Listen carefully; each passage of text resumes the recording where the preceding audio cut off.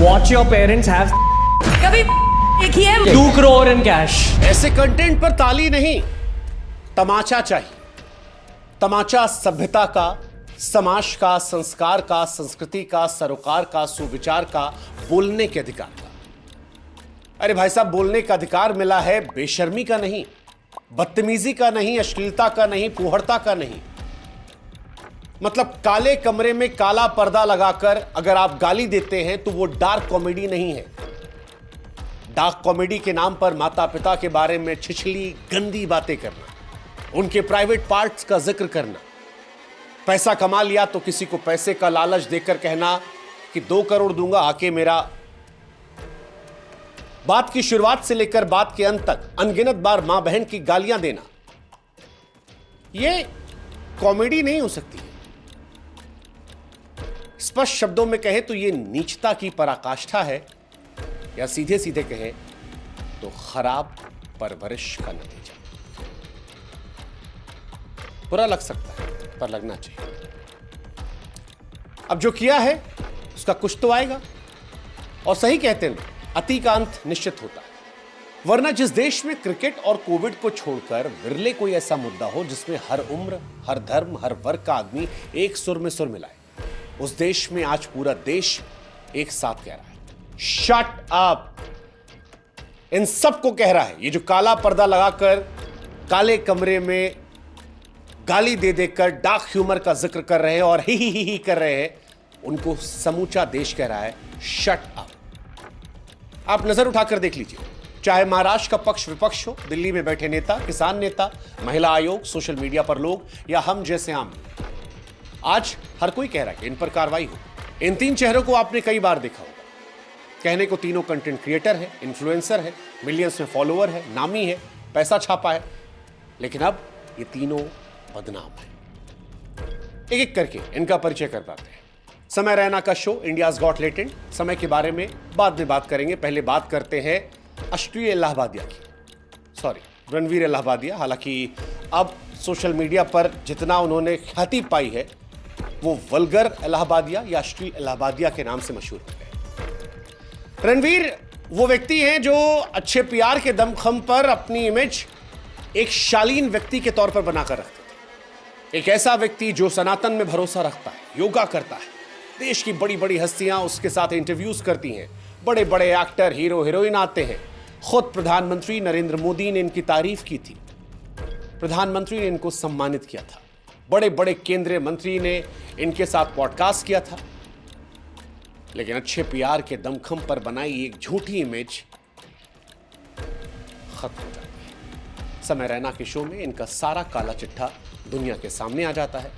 खुलकर सामने आता है कि यह आदमी अंदर से कितनी घिनौनी सोच का है, इस आदमी के भीतर कितनी अश्लीलता भरी है, इस आदमी के दिमाग में शर्म, हया सब मानो घोट कर पी चुका है। एक कंटेस्टेंट से यह व्यक्ति सवाल करता है कि क्या वो अपने मां बाप को करते देखते हैं। इससे भी आगे बढ़कर नीचता की पराकाष्ठा तब पार होती है जब वो उनसे कहता है क्या उसमें वो शामिल होना चाहेगा। सुनकर घिन आ रही है, लेकिन ये हुआ है। हालांकि आपको यह भी जानकर हैरानी होगी कि गंदगी से लबरेज ये सवाल, इसका लोगो जो वो बियर वाला लोगो है, उसकी तरह एक विदेशी शो चोरी था। जिस शो से इसने सवाल चोरी किया था, उसी शो से इसने लोगों का स्टाइल भी चोरी किया था। लेकिन रणवीर की गंदगी सिर्फ यही खत्म नहीं होती है। इस शो में अंदर का जो छिछला इंसान है वो और निकल कर आता है। वो जो पीआर की इमेज थी वो दूर हट जाती है, और कूल बनने के चक्कर में, या कहें कि असलियत जो है वो तब निकल कर आती है जब ये व्यक्ति एक व्यक्ति से कहता है कि मैं तुम्हें 2 करोड़ रुपए दूंगा। यकीन मानिए इसके बाद की जो बात है वो मुझे बताने में शर्म आ रही है, लेकिन ये व्यक्ति चौड़ा करके एक कंटेस्टेंट को ऑफर देता है कि तुम मेरा करोगी, मैं तुम्हें 2 करोड़ दूंगा। कहता हाँ इसी वक्त 2 करोड़ दूंगा। और अगल बगल वाले हा हा हा हा, यूपीआई कहां पर है, हम देते हैं। दुनिया जानती है कि रणवीर इलाहाबादिया ने ईमानदारी, शालीनता का चोला ओढ़कर मिलियन फॉलोअर जुटाए। इन फॉलोअर्स की वजह से करोड़ों रुपए कमाए। पैसे इसके हैं, जहां मर्जी चाहे खर्च करें, लेकिन खर्च करने का यह तरीका, यकीन मानिए आज प्रधानमंत्री नरेंद्र मोदी भी अगर रणवीर के इस वीडियो को देख रहे होंगे तो वह असहज हो रहे होंगे, सोच रहे होंगे किसके साथ फोटो खिंचवाए। रणवीर की माताजी, उन्होंने एक पॉडकास्ट में कहा कि वैसे मां बाप का जिक्र करना सही बात नहीं है। मैं खुद इस बात को लेकर इनकी माताजी से क्षमा प्रार्थी हूं, लेकिन क्योंकि इन्होंने अपने माता पिता का जिक्र करते ही अपने अंदर के असली इंसान का परिचय दिया है, इसलिए इनकी माताजी की बात को कोट कर दे रहा हूं। रणवीर इलाहाबादिया की माताजी ने एक पॉडकास्ट में बताया कि उन्होंने अपने बेटे को बड़े अच्छे संस्कार दिए हैं, अच्छे सरोकार दिए हैं, अच्छी परवरिश की है। आज माताजी से हम सवाल पूछना चाहते हैं कि जिस संस्कार का जिक्र आप कर रही थी, क्या वो ये संस्कार था, ये सरोकार था, ये परवरिश थी? क्या किसी भी सभ्य परिवार के मां बाप ये सोच सकते हैं कि उनका बच्चा ऐसा सवाल करे,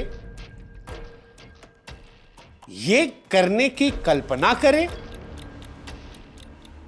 माफ कीजिएगा आंटी जी, आज एक माता के तौर पर आपके लिए दुख है, लेकिन बड़े दुख के साथ कहना पड़ रहा है कि you failed as a parent.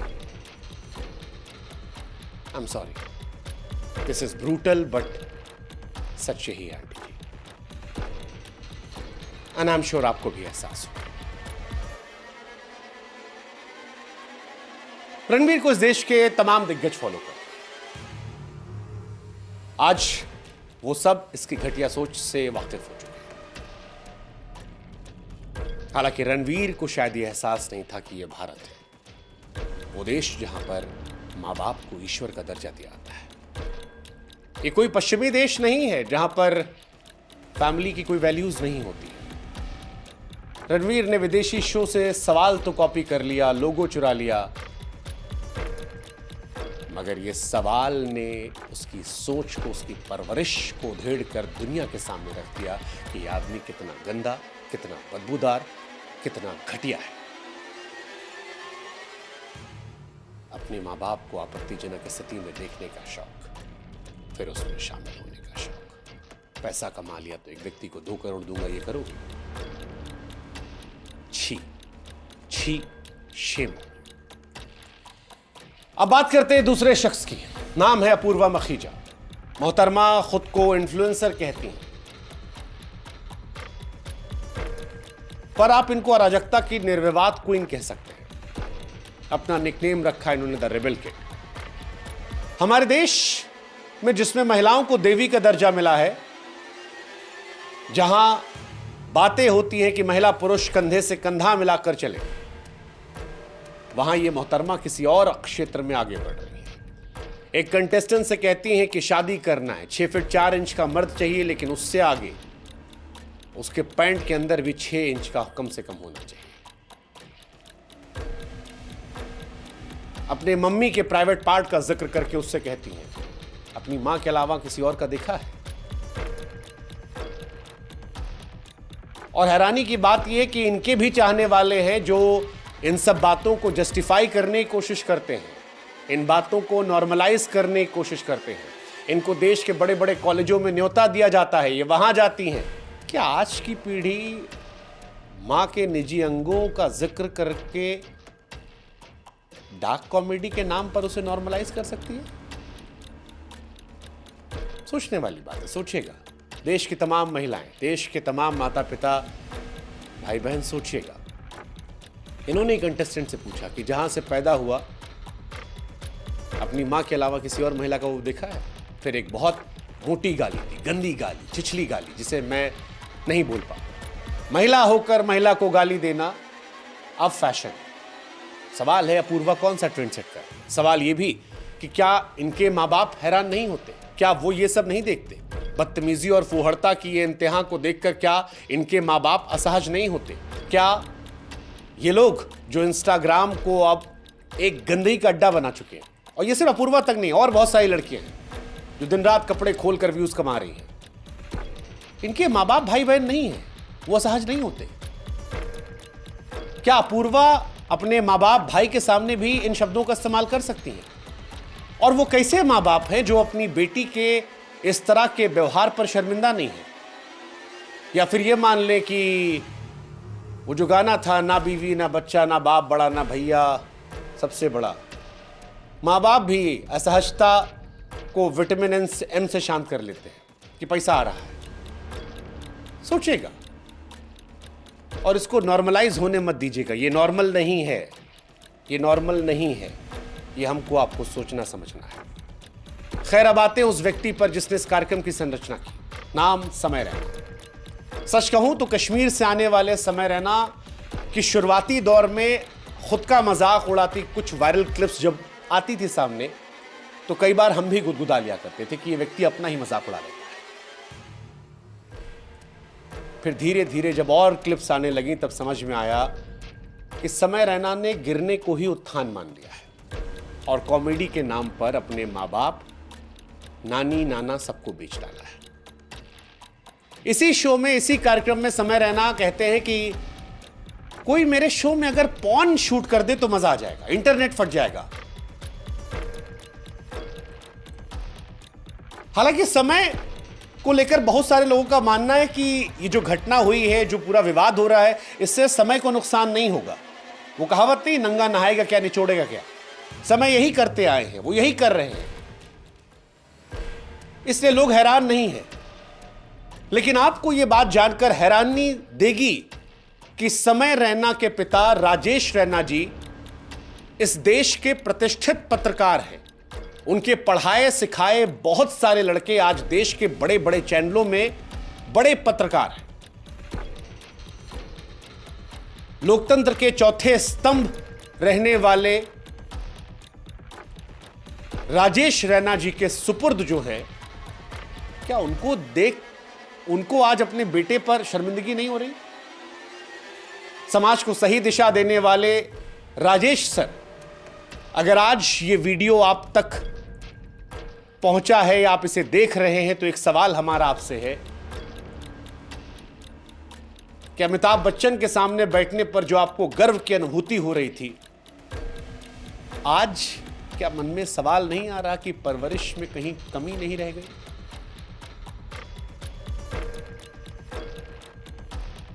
आपका बेटा जैसा है ना सर, वैसा कोई भी बाप अपने बेटे को नहीं बनाना चाहता। हो सकता है आपके घर में ज्यादा पैसा आ रहा हो सकता है अब आपकी पहचान बदल गई हो, बेटे के नाम से पहचाने जा रहे हो, लेकिन अगर गिरने को उत्थान आप भी समझ लेंगे सर, तो फिर तो हो जाए। क्या इन वीडियोस को देखकर आप असहज नहीं होते? आपने भी सब्सक्राइब किया है? काले पर्दे, काली उसमें मां बहन की गालियां, क्योंकि जिनसे हमने आपके बारे में पूछा वो आपको एक सभ्य व्यक्ति बताते हैं, आपकी इज्जत करते हैं, सम्मान करते हैं, और इसीलिए हमारे मन में सवाल आया, कैसे बेटे के मुंह से बगैर गाली कोई शब्द नहीं निकलती सर। बहन की गाली तो तकिया कलाम है। जब पढ़ने लगे तो पता लगा कि स्टैंड अप कॉमेडी के डेज से ही हर एक्ट में हजारों गालियां थी। फिर गालियों का नया अड्डा खोला, नाम दिया इंडियाज गॉट लेटेड। शो की थीम ही गाली है। जो जितना गाली देगा, जितना नंगई करेगा, जितना फूहड़ता को पार करेगा, उतनी ज्यादा उसको प्रसिद्धि मिलेगी। मतलब गाली भी छोटी मोटी नहीं। जिस शो में अपूर्वा रणवीर के चरित्र का काला चैप्टर खुला है, उसमें भी समय रैना धारा प्रवाह गालियां दे रहे हैं। और उससे पहले कितने शो आए हैं। और आपके बेटे को तमन्ना है कि कोई लाइव पॉर्न कर दे। और इससे पहले भी एक महिला आई थी, बहुत कुछ वायरल हो चुका है इस शो में। हैरानी होती है, कौन बनेगा करोड़पति जैसे प्रतिष्ठित शो में बुलाया गया था। शर्म आती है कि अमिताभ बच्चन जैसे कद के अभिनेता के सामने ऐसे लंपटों को बैठाया गया था। हालांकि उस शो में समय खुद कहते हैं कि अमिताभ बच्चन नायक हैं, मैं नालायक।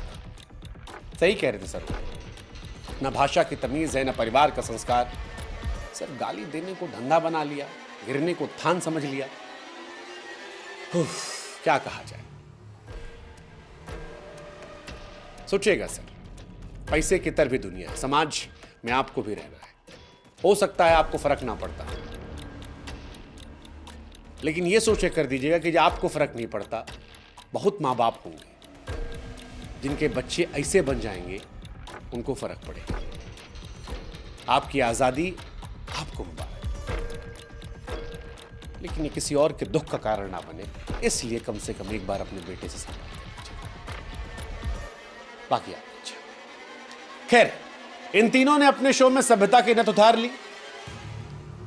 मुझे नहीं मालूम कि इनकी अश्लीलता पर कौन कौन कहां कहां ठहाके मार रहा है, मगर इतना जरूर है कि अश्लीलता देश के एक बड़े वर्ग को रास नहीं आई।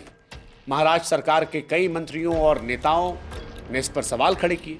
खुद महाराष्ट्र के मुख्यमंत्री देवेंद्र फडणवीस ने कहा कि व्यक्ति के भी नियम है, अगर कोई उसे पार करेगा तो कार्रवाई होगी। इन पर मामला भी दर्ज किया गया है।